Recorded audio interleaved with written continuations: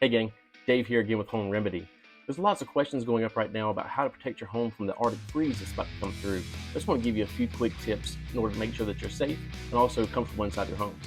Number one, check your outdoor spigots to make sure that no hoses are still connected and have water inside them. Just disconnect your hose and take them away from your faucet, probably store them inside your garage.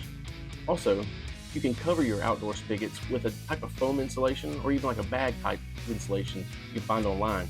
I'll have a couple links to those posts here, or links to those in my side of the video here. Also, check your inside for drafty doors and windows. You can place a towel down by the door, inside of those jambs, or underneath the windows to make sure that cold air doesn't come through. Lastly, leave a little bit of water flow coming out of your sink at night. That way, there's constantly water moving through your pipes, and it's not standing still and allowing it to freeze. I don't anticipate any issues here inside of our homes, inside of the neighborhood, but there may be other issues out there with some older homes where the pipes are more exposed.